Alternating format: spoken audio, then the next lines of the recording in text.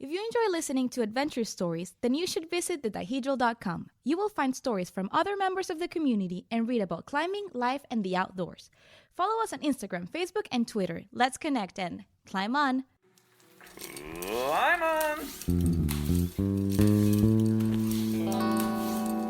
Roll!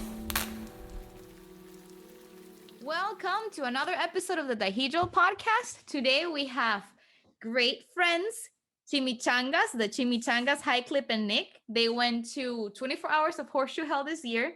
They also highlighted their entire journey on our Instagram account. So if you want to go, there's a highlight there.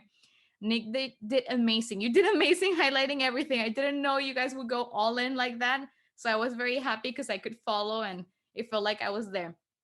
So welcome to the show. And today, Carrot is sitting next to me because he was there. So he's going to have some insights as an spectator on how Nick and High Clip did and how the experience was. So welcome to the show.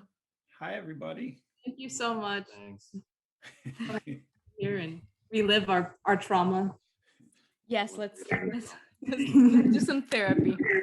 Yes, exactly.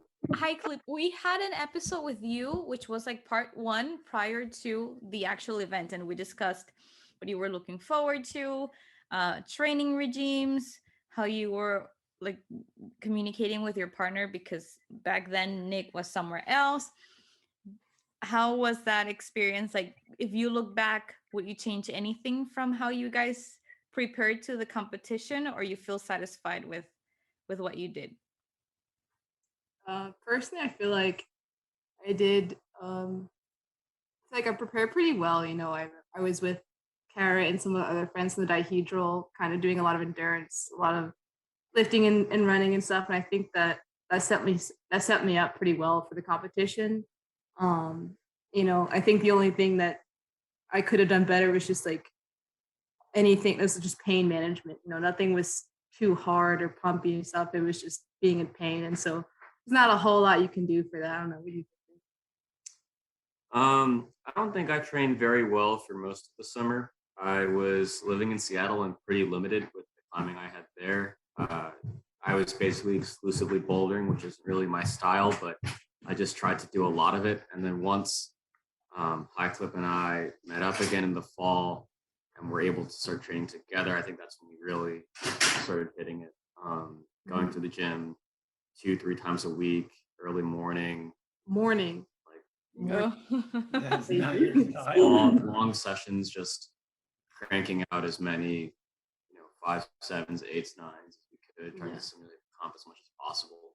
4 us in a row each, with like simulating what we were gonna do at the comp. That was helpful. Yeah. This was your first time for both of you. Did it meet your expectations? Were you expecting to see what you saw and to live what you lived? Or was it beyond anything you had imagined? Yes and no. I think that, if you just look at the facts, yes, we climbed for 24 hours, and yes, it was at the same time also a big party, but there's nothing that can really prepare you for how you'll feel at 4 a.m. in the middle of it. Nothing unexpected happened, but it definitely felt very new in the moment. Yeah, I feel the same. Like oh, there's gonna be a party, it's gonna be a lot of climbing, but like just like you kind of expect all of the vibes to carry you, and like it's sort of crazy at, like Nick saying, at 4 a.m. you just feel like it's just weird. There's just like it's a feeling that I've never experienced before. It's just like, I don't know. I can't even describe it. You just don't really fully there, and you're just tired, and like nothing really seems to make sense or matter. It's like, it's not what you would expect for going for a competition, rock climbing, and then of course all of the bleeding, that was unexpected. And you're just so fatigued, you get to a point where you lack glucose in your brain. You're not functional, you're just going by inertia. But can you guide us through the process? So you arrived, and what was it like? Got there. Yeah. Yeah, so you arrived, you set camp, you came up with a plan. I saw that you stashed food or things in different areas. So what was your game plan? How was the experience hour by hour? Sure. Yeah, so our plan was, yeah, first we set up our camp, and we were definitely a little lost, a little confused about how the ranch works. We got in super late, and like there were horses everywhere, and we were but they were really cute and friendly. Um, I was a little scared, but worked out. And then yeah, we stashed and looked at some routes and kind of figured out, oh, we want to go to this wall, and this wall is where we get some points. We'll get some points by doing these higher routes here. And so yeah, our system was basically stashed on one side of the canyon, um, called the North 40, and then the other side of the canyon is called the east side, right? Yeah. And so we stashed there, both sides. And our plan was to start on the east side where no one really goes, knock all that stuff out, knock out all the tall stuff over there to get extra points.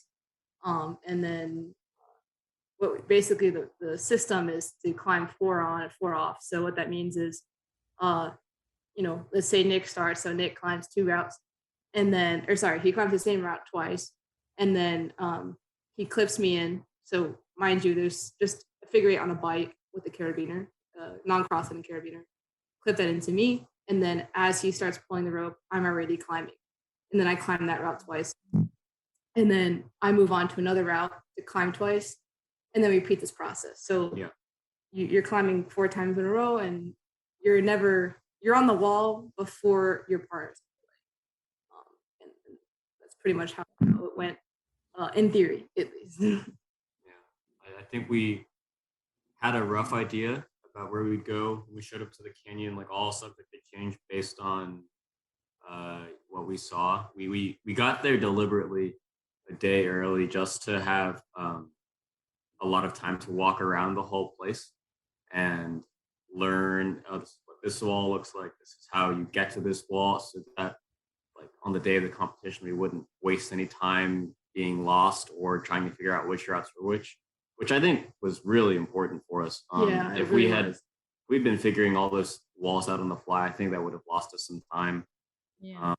Nick looking over those the guidebook and everything was just crucial, because like I'd be like, what do we do? And Nick was like, oh, this is this route and we're gonna do this, and I was like, beautiful, because you don't even have to think, it's just it's immediately there. And then we stashed food roughly in like a path of where we thought we'd end up. So I think we like one for the midday, one for the middle of the night. Yep. And then Extra rope for the tall yeah. routes. Because we use a 35 meter, but there's the routes where you get extra points are too long for a 35 meter, so we stashed Nick's old 60 meter over there where we needed it. So that was pretty big brain. And of course Nick getting some Pop-Tarts. What was it, carrot cake flavored Oreos? Yeah, we had a nice mixture of sweet and savory. Wait, carrot flavored Oreos? Carrot cake flavored Oreos. They smack. They're really good. Are they good? They were delicious. Somehow these two, after the competition, 24 hours of climbing, were just chilling, waiting to register. And I don't know if it was Nick or High Clip, but they're just like, you got to try these. So me, who got 8 hours of sleep, was just like chilling, just like scarfing up the last of crumbs of these. And shout out to Oreo cookies. Like, I'm not a big fan of them switching their flavor every other month, but man, carrot cake Oreos are the way to go. I may be a little part. Oh man, they're great. You'd love them. Yeah. I think so. They sound dangerous. I feel like you guys should have stashed those at the tops of the routes just to motivate you to just like with the trick with the dog and the bone. Yeah. High Clip climbs a route and sets Nick's Oreo at the top. He eats it, comes down. Yeah, as if he gets one. Wait, what do you say? He's lucky if he gets one. For me. He just eats them on the way down. Just leaves the crumbs. They were delicious. I think they were delicious. But now that you're mentioning all these things that you did and stashed, and that you're grateful that you actually thought about it, if someone were to do Horseshoe Hell next year, for example, and they're preparing, What would you recommend them to bring and to do?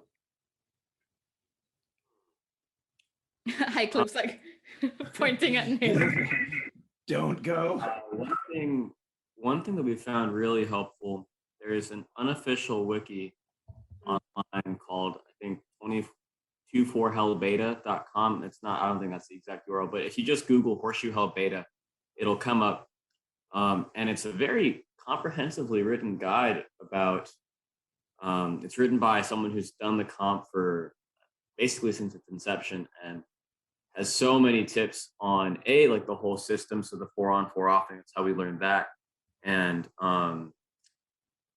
basic preparation tips. So outline of what you should train, a big checklist of things to bring, like a very miscellaneous things we probably would have forgotten. So like, for example, earplugs, because it gets loud at night because the canyon's pretty active. If you want to sleep, you should bring earplugs. It's a small place. Guides on stashing, like food and water. And then if as early as you can, I would say get the guidebook. It's a really well-written guidebook. I don't remember the publisher, but it's pretty well laid out on the map of the canyon. You can make a really good battle plan of what you're going to do once you have that book, and you can't really do that until you have a good map of the canyon. I think when the guidebook came in is when we really started going into planning mode, because we could actually be like, oh, we'll do these routes, and then we'll we'll go to this wall, and then we'll go to wall A, then we'll go to wall B, then we'll go to wall C, just instead of just saying like, yeah, so we're gonna climb for 24 hours, right? Like, Right. Yeah, we can do that. Look at the grades, locations. I think the whole comp, we were like so glad we got the guidebook. We were like, this is impossible on non-project. Yeah. There's just absolutely no way you could have done this on non-project, especially with no sleep and no time really. You don't have time to be scrolling through this stuff. You're going. You gotta knock stuff out. I think some good things, like small things to remember, is like I think you want food that will like keep you going, but like something that will actually make you want to keep going. So like for us, that was Pop-Tarts and Oreos, and like Awesome. it's, you know what I mean? Sugar. But, like it just kind of is something. It's just like, oh, it's okay. Like I can get through it for this. And then like vitamin waters were nice. I think honestly we should have stashed more water. Agreed. I had to run out and get more at some point because we ran out. We stashed a number of liters everywhere, but not 3 enough. liters each we stashed. That was not quite enough. It would have been better to do like at least 5. Now that you mentioned the fact that you wish you would have brought more water, etc., did you ever have a breaking point? Because when you're climbing 24 hours, you're exhausted, you're fatigued. There's gotta be a moment where you just start crying and say, why the fuck did I do this? I apologize for the word, but that's exactly. I used to do back in the day trail running for a lot of miles and in a lot of hours in different conditions, and most of the time you're by yourself on the trail. And there were several moments where I would like throw myself to the floor and start crying and say like, why the F did I do this? Or I feel dehydrated, I'm gonna pass out, I need this, I need that. Did you ever have a moment like that? Yeah, a few. Number. every other hour. Late afternoon. So before the halfway point. Yeah, I like had this like massive depressive episode, and I was just like, I can't. And then like I was like, you know what? Like I just have to keep climbing, like because like I committed to this, and I committed to doing this with Nick, and like it's just I got to keep going. So I don't know what Nick saw, but I was crying just like as I was climbing up and down each route and going with like tears streaming down my face, just like I'm so sad right now. Like this is awful. You took it out. Yeah, I did, and I knocked out those 5 6s.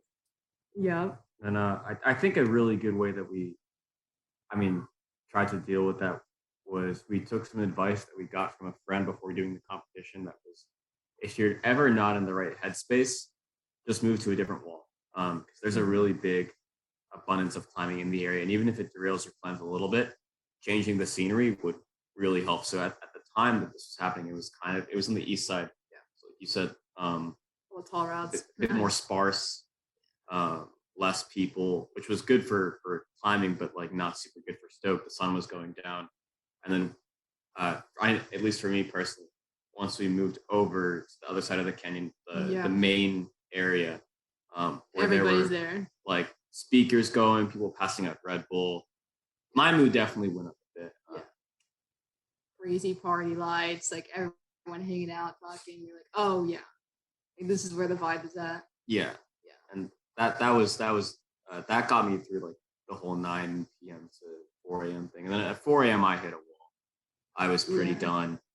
I don't know how, but I hurt one of my ankles really badly, and I couldn't really walk, and I could barely climb. Like I was just trying to foot up the wall. I couldn't use a foothold that was like smaller than a staircase level thing. Luckily, like that's all you need for those routes. But it was cold. I was pretty tired. I was just like, I really, really wish I was back in my room, in bed, like asleep in a blanket right now. Yeah. The Oreos weren't cutting it at that point. I know. Right now, We thought about it. all the time, like all the night. It was just like, yeah, like I went back to bed, like I wouldn't have to deal with this, and what would I care? Like there was a somewhat serious like moment where we were like, we just go to bed. Like no one will stop you if you just walk back to your tent in the middle of the competition and take a nap, and then like in the morning go submit your scores, or even just submit your scores in the middle of the night and give up. Like you can. Why you don't not? have to end the next day at 10 a.m. Exactly. You can just give up whenever or end whenever. It's so tempting. I'm happy that we stopped. Me too. I guess me too. Yeah. There was another breakdown. We were at the North 40 again, and it was a nice little like pocket of walls, and then all of a sudden, this is bleed number 2, where I had the first nosebleed of my life, just like spewing blood everywhere. And I was like, what am I doing? Like, my health is just gonna take a nosedive. Like, I'm so scared. Because this has just never happened to me, and I'm like falling apart over here. And then like, of course, the next route, Nick. Well, of course, Nick is like, oh, like, so like you ready to climb? Meanwhile, I'm like bleeding everywhere. I'm like, thanks for your concern, partner. Yeah, your nose started bleeding, and I was like, dang. So, can you climb? Thank you. Stash some toilet paper or something, like, some tampons on your nose, and then keep climbing. Why are you selling this nosebleed? I went climbing the next day when everybody was sleeping, and we found a big pool of blood. Like there was blood everywhere. It looked like a murder scene. And so when High Clip and Nick kind of finally woke up later that day, and we asked them, we were like, oh man, there was blood everywhere. And High Clip was like, where? And it was the exact same spot where she got her nosebleed. So just so everybody knows and is picturing this properly, it wasn't like some drips of blood were coming out of her nose. Like it was like a faucet of blood. It was a pool. I mean, of I blood. wonder what other climbers were thinking when they were climbing. Yeah, I mean, I'm sure that night they couldn't see it, but the next day it was definitely all over the rock. It was just like, ooh, rough night for somebody. It was High Clip. You should have taken a picture. I did. No, a mental picture. No, but Holly, that holidays are great to celebrate. But that wasn't your only experience on the wall where you started, bleeding. What do you mean? What? I don't know. What do I mean? In the middle of the night, the exact middle of the competition, I did get my period, and I was like, thank you for that. What timing? One of my favorite stories of that night was, I mean, just picture this. That was at midnight, right? So, there's a schedule and there's a prediction of when things like this are going to happen. And so at midnight of the day, it was I guess not scheduled, but Schedule. in sync. Yeah. So the next day, well, I guess it's kind of the next day, but later that day, technically, we're talking to Nick and High Clip, and that was a break. High Clip was like, oh, it's kind of nice to have a break, but it was only because she was bleeding. Like, to me, that just tells the story of how brutal and how hard something like this is. That in order to get a break, you need to start your period, I don't know, 4 feet up on a rope. Like that's how you get a break at 24 hours of horseshoe hell. And also, when you're on your period, your body is exhausted. It doesn't function the same way because it's focusing on other different processes. So you probably, do you get tired easily, or you were already at that point where your body was already going by inertia? I was pretty gonzo anyway. Like I was like, I had already reached my point of like, I'm sort of out of it. Like I'm pretty tired, but yeah. I mean, don't laugh. Why is Nick laughing? You should do videos of corpse High Clip just like dead to the world while we're waiting for routes. Nick would just like zoom in and just like, I looked like I was dead. Like Yeah, I bet. Yeah. I just kept, it's a lot. I wasn't climbing as fast as Nick. I wasn't, running up these routes, but I was going at my own pace and I was okay with that. Just like with everything, I was just like, I can go up my pace. I can do that. It was a steady pace. Yeah, exactly. I think I lost steam at the end. I think you, far more better than me, maintained the pace you're going at. Yeah. Probably better. Slow and steady wins the race. Has always been. And Little turtle High Clip. how many routes do you like? How is it that they measure it? Because I know that Nick, you got the shirt for like doing more than 1 mile in climbs or something like this. So how do they measure it? How do they? I don't know what the wording is. I don't know if you know what I mean. Yeah, I know what you mean. I mean every route is typically already measured just for cataloging it in the guidebook anyway, or on mountain projects, so they know this route is like 50 feet, 60 feet. And during the competition, you use an app to score yourself. You can use an app or a paper scorecard, but most people opt for the app. And that information is just already in there. So you just click a little check mark on there and it'll add to the total footage you've climbed. Like, oh, you've climbed this 5.8, another 50 feet to your total. And it's just all computerized. Very convenient. And what was your total score at the end? I can Gotta check. pull up the app. Oh, it was monstrous. I'm still watching.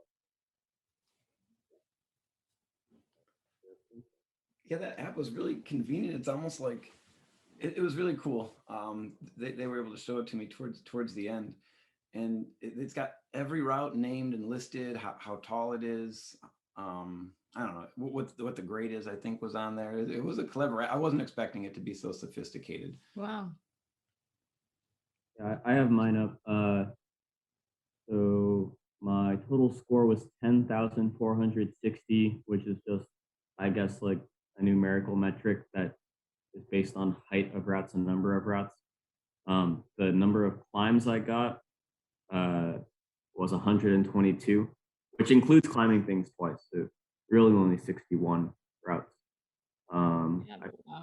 1,310 feet. So I got 30 feet past a mile. On average, 5.08 climbs per hour. Insane. Is that Holy crap. Were you guys planning that? Did you like calculate? I know both of you are steeped in high level mathematics. Did you plan how many routes you needed to climb per hour to get there? Yeah. to the fraction. Yeah, exactly. Man, you nailed it. Like with Excel sheets. 30 feet. Yeah, totally. Seriously, Pretty yeah. impressive. So And blah, blah, blah. you make it to 4 a.m. and every hour, just for people who are listening, every hour, like right on the hour, everybody just starts cheering. And I guess it probably helps with stoke. So even sleeping that night, you just kind of wake up every hour and be like, all right, it's 2 o'clock in the morning now. What do you mean cheer? So everybody who's competing at, let's say, 2 a.m. or 3 a.m. or 4 a.m., they let them know, and everybody just starts cheering and hollering and screaming and yelling, just to kind of stoke the climbers, to let them know, look, we made it another hour, we're still here. That's cool, unless you're sleeping. Yeah, I know. You get all startled. Did you guys find that helpful? Yeah. It was crazy. Yeah. I remember when we got to the canyon, so the day we got there early was the day of their 12-hour competition. And we didn't know they did that. And at like 9 in the morning, we were both sleeping, and we just hear like this distant yelling start like very far away, and then just kind of move in like a line, like all you around can us. hear it go like, across the canyon. Like the Dothraki from Game of Thrones, just like, oh yeah. We were like, what the hell have we got? Because like we were still in our tent, hadn't seen any of the canyon yet. And our only like memory of the place was pulling up there in the middle of the night the previous night before, like super foggy, driving to our campsite, and then we just see this like shape, and Highcliff's like, is that a horse? By our like campsite. So it was a bizarre way to wake up. But during the comp, it was I don't know, it was really fun starting the chant or being in the chant, and then you hear it propagate all the way across the canyon, and you hear all of the voices of the 100 or something other people who are doing this with you. Like, you know, you don't see them all, but you know they're there and they're both doing the same thing. It is Me, really that was cool. kind of endearing. You're just like, you're literally all in this together, you know, like everyone else is feeling exactly what you're feeling, like, and they're there, and it's like, it's almost like you're trying to give each other your energy. Like, I don't know, like, you know, if you talk about like a wave in physics or something, it's just like energy moving, right? Space. And it's just like, that's just kind of what's happening. Like, you're just like, you hear that energy, and then you bring it to you, and then you give this energy, and it moves on. It's just like, we're all like, we were literally connected through sound in that moment. So I don't know, it was kind of cool. It was kind of Man, That is really cool. that's so cool how you put it. That's so right. When Carrot came back and he was telling me the story, and then also looking at the stories that you both were putting on Instagram, it took me back to those years when I did trail running, and I said, man, that community is just so awesome, because it's like you're saying, everyone understands the struggle. They're all sharing the struggles. So it humbles you, and it makes people come together because they're there to support each other. So it's so cool. That's so amazing. Well, and talking about having people cheering you, you didn't know Carrot was going or something like that, because Carrot told me that when he arrived, you were like, "Oh my God, what are you doing here?" How was that like? Yeah, what was it like when we finally found you? It was such a game changer. So like, basically what happened was, I thought that Carrot wasn't coming for because like some other people like couldn't make it and all these things, and then scheduling issues, and then all of a sudden like I'm belaying Nick on something, and then I like turn around and I'm like, huh, like these people look really familiar. Like, Like I'm It's a dream state. Yes. Like I'm delirious at this point. I'm like, I'm just like recognizing everybody, aren't I? Like, this is so funny of me, like so quirky. And then I was like, huh? Like, with this, I know that beard anywhere. So I was like, oh, it's Carrot. And all of a sudden, like, my mood from like, I want to die, like, I can't do this anymore, I'm just gonna keep going until 10 and never wake up again, just like completely changed to like, oh, it's Carrot, like everything's okay, like these are my friends, like I have, like, there's so much, like I'm just so excited to see him and catch up, because at this point I haven't seen him in a couple months, and it's just like, wow, like we're back in the game, and it really, for me at least, it just, I knocked out so much more after that, because I just had a little bit more will to keep going. Also the scoring, I hadn't been scoring since like 3 p.m. on Friday, so having Carrot there to score for me was a game changer, because I had no idea how to score. Yeah, that was a big plus for me. Man, I don't want to shit on anybody at all, but But I'm going to. I'm not really. It's not really shitting on anybody. You're in the middle of nowhere, and you know, you got a couple hundred people working off the same limited Wi-Fi. After the bell rings, like after it's all over, you got to walk down and submit your scores, and all these people are doing it at once after not sleeping for 24 hours. To me, I felt so bad for Highclip and Nick, because you know, they're over 24 hours, they're just drained, looking at their legs and their bodies, like High Clip's covered in blood. I feel like Nick's covered in High Clip's blood. You should have seen their legs and their fingers, and the rope was just trashed.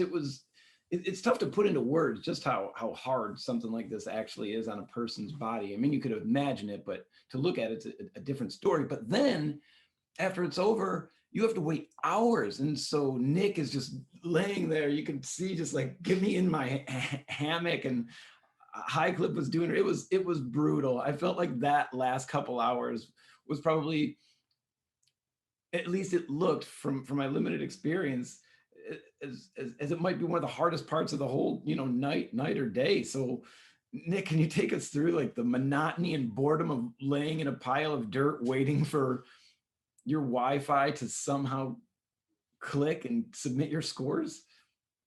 Yeah, I had trouble submitting my scores. Like you said, the Wi-Fi was pretty bad. And everyone trying to submit it at once kind of offset whatever bandwidth capacity they had. I think we tried for like an hour just eating those Oreos, laying. How many Oreos did you bring? Not enough. Like literally laying on like the ground, like on a dirt road, just like starfish out, like we don't care, because we're already in such a mess.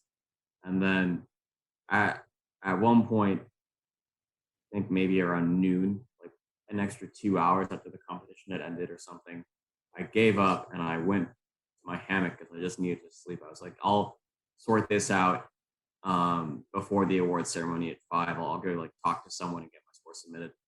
And so I got into the hammock and I like had to set, like I was so tired, I had to set an alarm for like 3 hours later. And when I'm having to get out of that hammock to go walk back up to the main area and try and submit my scores again, like was almost harder than I woke up in so much pain, and just only wanting to sleep more, like middle of the day. But luckily I got up there, and as soon as I tried submitting, it just went through because no one was on the Wi-Fi anymore at that point, and it all worked out. But it would have been nice if they had some High Clip, yours went through immediately, didn't they? Yeah, so what happened was everyone else has normal carriers, and so my cell just like went straight through, and then like minutes afterwards I tried to like tether my phone, Nick, to my phone to go through, and then my service. Yeah. So it really such a fortuitous, like perfect, conditions were just in that moment I had enough service to get it through, and I was very lucky for that. But dude, like I'm thinking of like Nick getting up to go back, and I'm just like, you kind of feel it as you're sleeping afterwards, like your skin just gets progressively more in pain as like after sleeping. Like during the comp, like okay, like my skin hurts, like whatever, like I'm in pain, but like it's sore and you wake up and it's on raw. fire, like It burns. we after waking up after hell, like your skin just, it is truly on fire and it hurts so bad, and I'm just like, I can't imagine just like doing anything. I had to, I got out of my hammock, and like my ankle's the size of like a grapefruit at this point. And so I had to just drag it behind me like a dead limb, like uphill to get, it wasn't really bad. Like it was just the cherry on top of the whole hell experience. Yeah. And there's no shade, so like baking in the sun as I'm trying to sleep was just like, come on, man. Like, Oh my goodness. How long did it take you to recover? huh? How long did it take you to recover after the competition? Emotionally. Yeah, we're still in therapy. What are we trying I love it. Yeah. I had to take a week off. Yeah, I took a week off. Everything. It's kind of weird. Both of our skins and lots of other people's skin did this weird thing where it just like healed, and I'm still got some like peeling going on, but just like a whole layer, it's like snake skin shedding. It just like really, I can't describe it to you, but your hand just loses all of its skin that was shedding. And like the week after the competition, I noticed my skin was like really hard, like bullet hard on my fingertips. and I'd like touch things really lightly and still wouldn't be able to feel me touching it until I put on pressure. I was like, wow, this is awesome. This is like the next evolution in my skin for climbing, getting really strong or something. And then that weekend, after a whole week off, I went climbing outside again. And first route I did, I came back in the ground, and like Holly said, like a snake, like all my fingers had skin rolled up to like the first nut. All that dead skin just like came up. It was like it wasn't painful, but because it was just new skin under there, like it wasn't bloody or anything. Wild. So odd. It was bizarre. Like a lot of weird skin stuff happens in climbing, but just like this odd shedding, like enormous shedding, just like makes no sense. And you're just like, why? Like, beyond, Oh, I'm sorry, Nick. Go ahead. when I think the first 2 or 3 weeks after the competition, when I tried to visualize like Horseshoe Canyon Ranch, like what that area looked like and being there, I just immediately got nauseous. You got nauseous, you said? That's awesome. For real? Yeah, Seriously, like mild Wow. thinking about it, just because it was so exhausting. But I think that's kind of abated a little bit now. Yeah. So like I will say, like, you know, the emotional trauma is still a little bit there, you know, you're just like, that was just something else. But then there's still like a bit of me that like every time now that like I'm faced with something, I'm like, I don't want to do this, like I can't do this, like it's so difficult. I'm like, huh? Like, Yeah. oh, like you can do That's literally awesome. anything. Like there is nothing harder than that. Like whatever you do, it's not going to be worse than that. Like I promise you can do that. And so that just like kind of that like still remembering how painful it is helpful, and like just that like I believe in myself because like I know I can. Yeah. That counts for a lot. That's awesome. Yeah, experiences like those give you this, when you accomplish it, after you go through the process of your ups and downs of why am I here, or I can do this, etc. When you accomplish it and you look back, it gives you this sense of invincibility. You're like, man, I'm invincible. Like I can do that. I can do anything. So it goes in line with what you're saying. It's wild, and I feel like, Nick, you're gonna have to do some systematic desensitization. You have to go back to Horseshoe, Yeah. like to Horseshoe Canyon Ranch, right? That's the name of the place. It's beautiful when there's no emotional trauma there with climbing 24 hours. Yeah, it was pretty. Other than like the feces everywhere. You mean There from the was- climbers? Horses. Other than that. Wait, so at this place you have, because it's a competition and then you have a party too going on at the same time. So I bet you have people drinking and stuff. Do you see any like sketchy thing that you were like, like, man, this is wild? Or not really? I didn't see anyone competing in drinking. I just think it was already just so sketchy from the climbing itself, the whole climbing while your partner's pulling the rope and then going on belay like midway up. I don't think anyone's like, okay, this would be more fun if I drank. No, I think people are already The delirium's on that. yeah. I would say the sketchy Adrenaline. stuff was either Nick and I or other people doing sketchy stuff climbing. Yeah, for sure. Where we're just like, hee, like, we'll just place one sling and that'll be enough Yeah, protection. we'll see. You have to sling one piece of gear. Yeah. You have to have one. You can't freestyle. You have to have at least one piece in the wall, and then So we're like, hee, okay, one sling at the top of the route, and then we'll clip anchors, and then that will be protection. That's not a free solo. That's wild. You know that it's almost counter to how both of you generally climb. You're safe, conservative climbers. I would classify you as that, at least from what I know. So was that hard to get over, kind of how you've been trained to climb and some of the safety precautions that you normally take, and just be like, you know what, I'll just start climbing, like I'll be on belay in a minute anyway, or I'll just throw this sling around a horn or something like that? Yeah, I would say a little bit. I will say that like me and Nick in general tend to do some shady stuff. No, it's like Like, where do you get the idea? I was a climber. not that crazy, but like definitely, yeah, like just sort of getting in that routine of just like, oh yeah, we're just gonna like do kind of dumb stuff now, like for the whole day.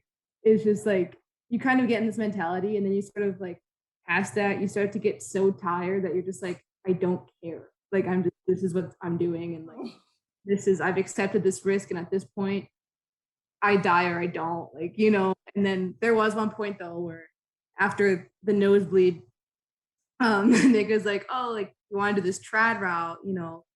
And so the guys who actually won the comp, who won everything, led it for us.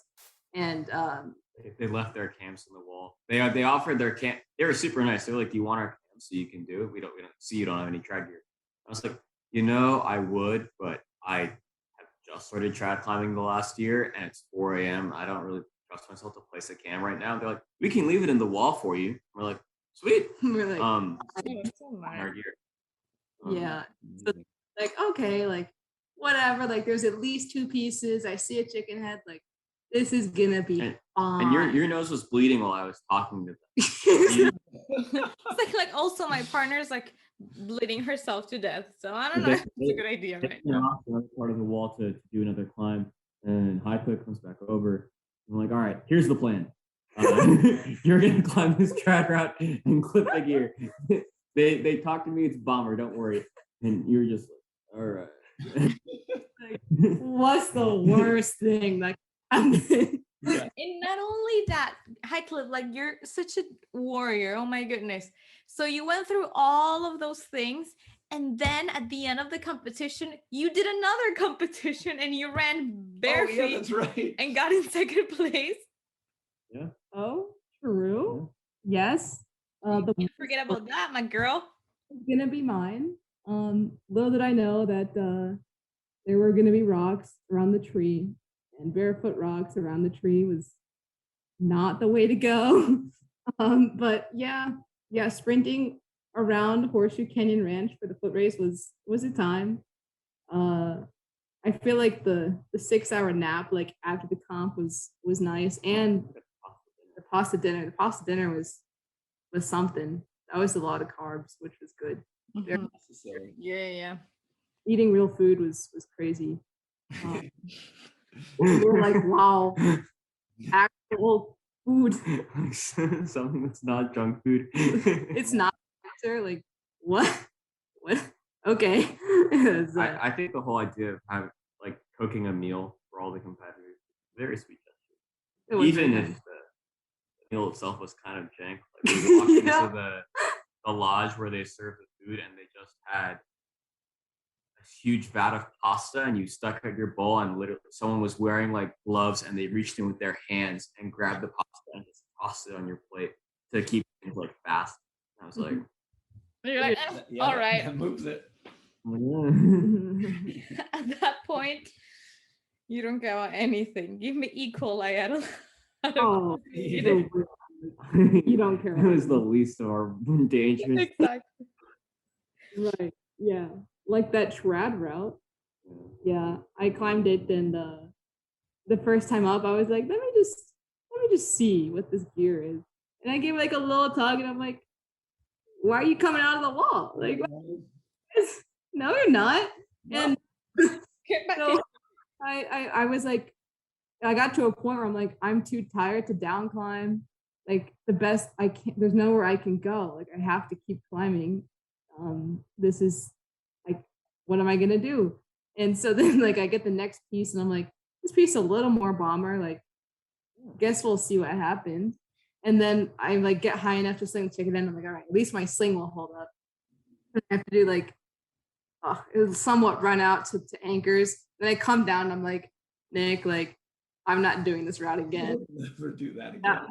I was just like, you no. forfeited the points. I was like, you know what, I'll eat the points. Like, I'm sorry. Like, No, I mean, I'll risk my life. they're making that call. Exactly. I- Exactly. I was happy. Nick was completely fine. But, you know, I had to draw a line somewhere of how. Just that your brain was processing anything at that point is really impressive. Yeah, right? That's what I'm saying. Like, Yeah. no. I mean, for me, like It was dangerous, but at some level, I mean, obviously, like climbing grades are all relative stuff, but for what we were climbing, I almost started disassociating it with climbing and started treating it more like walking or like walking up the stairs or something. Like, not that it was that easy, but it was like, like I'm not, unless something goes really wrong, I'm not going to take a whip around like a 5'7", unless we, really mess up. So, like, I started equating, like, I was like, oh wow, I'm 15 feet right now. Like, if I do slip and fall, that could be really bad. But at the same time, like, I take bigger risks, like crossing some streets almost, like with, not if like you run walking, but I feel like I'm so desensitized It's so to the natural. whole like it feels so natural, like because I've been doing this for 20 hours. And, like, it didn't really feel like climbing. It just felt like it just moving. was. Yeah. Which is Very weird. dense. An extension of like your everyday life. It's like, oh, like I'm going downstairs, I'm going to cook breakfast. Like, oh, I'm going up the running wall. out to 5'5". Exactly. And we would run out stuff too, and it was just like, and if I fall, I'd probably deck, and it's okay. Keep going. It just like felt wasn't like, oh, this is dangerous. It was just like, it's just what we're doing today. Like, we're just doing this. It's so odd the way that you just don't see climbing quite the same way. And especially when sometimes some people might have been a couple draws up, and then I would call on belay. Oh my god! There were a couple times where, for me, I would climb with maybe the second or the third quick draw, and like your high clip, you're like, okay, Nick, rope's been pulled, you're on belay, and I'd be like, wait. Acres. Wait, and just to have an idea, and like to start wrapping up a little bit, what grades did you climb? So 5'7" all the way to what? Oh, High Clip's looking on her phone. Okay. So our breakdown was, so it was everywhere from like 5'2" to like 5'10". Yeah, the hardest thing we climbed was a 10A.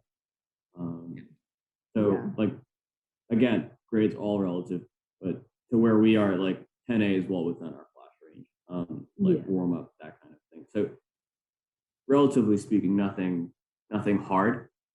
It was all, trivial stuff that we just went for volume instead of the difficulty. So we went for the whole quantity. I think we were like, was this like almost a quarter 5'6", almost a quarter 5'9". Yeah, like so many 6s, 7s, 8s, 9s. Like, it's honestly the perfect place to have that competition. There's really nowhere else I've climbed that has that much of a concentration of that grade, like all right next to each other. Like sharp sandstone, where just like you're not going anywhere. You hit the jug and you're good. Which is nice. Yeah, I don't think I really crimped that much. Other than the sketchy 8s at the end. Yeah. Some nice slab that was a little bit scary. Like the first route we did was a 5'4" in the whole competition. Oh, Like, all right, let's start out running. We'll do a 5'4". Already skipping bolts. Yeah, exactly. Nice. Yeah, that's smart. Nothing crazy, but definitely a few sketchy stuff. Like I had a panic attack on a 9. 9+ is the worst grade. Yeah. There was like Nick did a dyno on it. Like, that was no, I'm not gonna do that. And of course, I didn't. But yeah, nothing was too hard, but some of it got too hard. And now, well, I just to start closing up, I think you want to ask that question because Garrett mentioned at the beginning before we started recording that he asked them back then a certain question, and he wants to ask them now this question. Like immediately, I think it ended at 10. At 10:08, I was just like, "So, would you guys come back next year?" And that was not the time to ask that question. I think immediately it was probably not. I wonder if there is a chance that you guys would compete again. Maybe not next year, but if the chance presented itself, would you hop back into 24 hours of Horseshoe Hell? I mean, we hit our goal, which was to re-qualify for the competition. So if you climb a certain number of routes, you automatically get pre-registered for next year's competition instead of having to enter the lottery like we did this year. And Yeah, there are plenty of people who would like kill for a spot in this comp, so it Hypothetically, feels bad. Yeah. but like, do you want to go through the pain again? I don't know. I don't know. I mean, like I said, I did definitely associate Horseshoe Canyon Ranch with like nausea and pain in my head for a little while. That's kind of abating, and I think By next like year. come a year from now, like I don't know. I think we could do a lot better. I think we could knowing push what it we know harder. now, we could be like, oh, this is what we should do. Like, have a better plan. And now that we're expecting the pain, I think it should feel a little better. Yeah. But I do think we were definitely tense yeah. with nerves, not just through the climbing, but like the whole competition aspect. We didn't really socialize that much, which is something I regret. We didn't bring costumes, True. Because we were like more focused on like meeting our climbing goals than like just being there for the community. Which like I'd say the community is what the competition is all about. Definitely. Yeah. If we were to do that, I think like we could go harder on climbing before we don't have to. we could, just go Pull there up to and hang climb out we want to do. vibe. I don't know how to interpret that. Yeah, what does that mean? Are you guys saying yes? The pain It's a solid maybe. Yeah, that's what it sounds like. So you're still in the same place Same as place. last time. Maybe you can go with a different mentality, saying, okay, now this time we want to enjoy a little bit more of their community, and you have a different experience that will hopefully, Nick, take away the association of nausea and pain. Maybe something a little bit more Maybe. positive. Yeah. Well, I think we reached the time. It's so interesting because these experiences are nice to dissect. They're just so hard to describe and understand if you're not in the moment. So it's always interesting to retell them and go back and experience them with you. We wanted to thank you so much for joining us today and for doing the highlights on Instagram again if you want to see everything that they're talking about, because truly Nick basically had like a camera on his forehead and recorded everything. He was great. amazing. Yeah. Amazing. Yeah. You can actually see some of the things that they were talking about. So it's on one of the highlights in our Instagram account, the Dihedral, at the Dihedral. And yeah, to close up, would you like to add anything? Like plug something in or whatever you would like to add for the listeners. Guess honey badger. Honey badger. Honey badger. What's honey? That was every hour. So I guess end this hour with one honey badger. Honey badger. All right, Yep. honey badger it is then. Thank you so much. Bye.